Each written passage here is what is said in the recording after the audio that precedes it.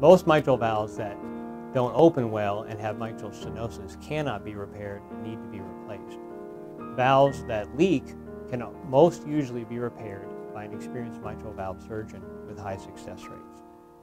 The process of mitral valve repair is very dependent on what is anatomically wrong with the valve itself. Each valve is slightly different and will be repaired in a slightly different way.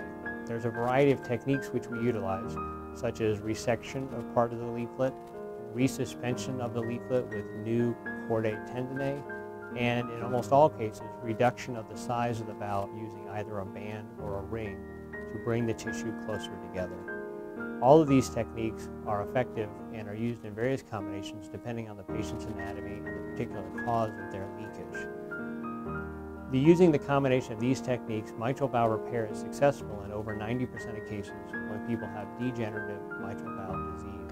Patients with mixed causes of mitral valve disease, such as rheumatic disease or calcification of the mitral valve, have lower repair rates than pure degenerative disease. And these valves can still be repaired at times, but the success is going to be lower because the tissue has been damaged by the process of rheumatic heart disease or calcification. When mitral valve repair is done successfully at the time of surgery, the durability is very good. Over 90% of patients do not require any additional intervention within a decade of mitral valve repair when it's successful initially. When we perform mitral valve repair, we often resect and reconstruct the valve tissue and then shrink the size of the valve using a ring or a band, such as this one.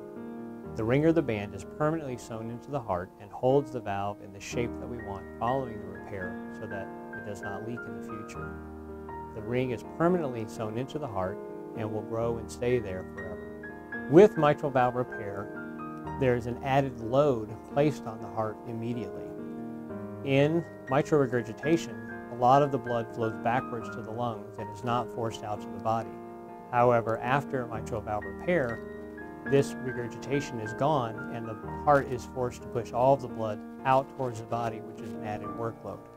Initially, it takes several months for the heart to get accustomed to this workload, and then remodeling and repair of the heart function begins, and this can extend for 2 to 3 years after mitral valve repair, during which time the heart becomes stronger and more accustomed to the new workload.